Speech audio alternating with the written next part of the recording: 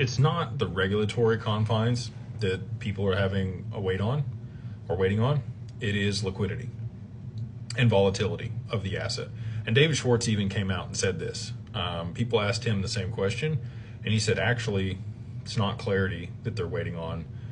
Most of the institutions don't want to hold a volatile asset.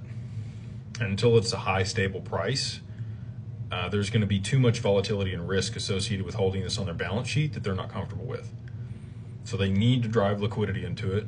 Once there's enough liquidity in it, it's a high, stable value because of the volume moving over the network. You're going to see mass adoption at scale. They're cool at this point with the regulatory component around XRP. They're just not cool with the volatility and the low liquidity that it currently has in the state that it exists. I don't make any bones about that. Other people will come poo-poo it and say that, you know, they're just confiscating the wealth from the retail holders and they're never going to let it appreciate and blah, blah, blah, blah, blah. I don't think people understand order of actions. Sometimes, as an example, this is a good one. Amazon lost money for the first 12 years that it was in business. It was not a profitable investment.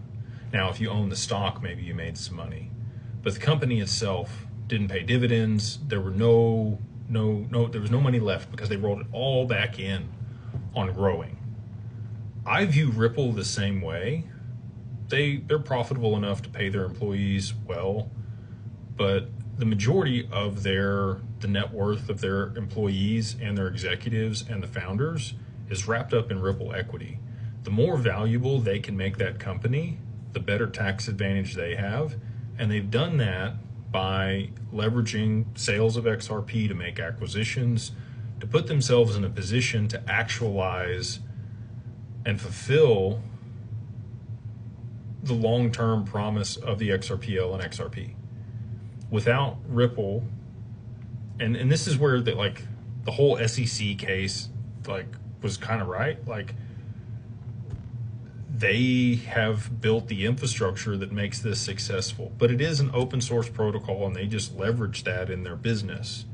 Have they sold XRP in order to be able to build that business? Absolutely. But it's for the long-term benefit of the ecosystem and the adoption at scale of this. And they want the price to be substantially higher for the purpose I just mentioned, for other institutions to want to hold it and use it and get adoption.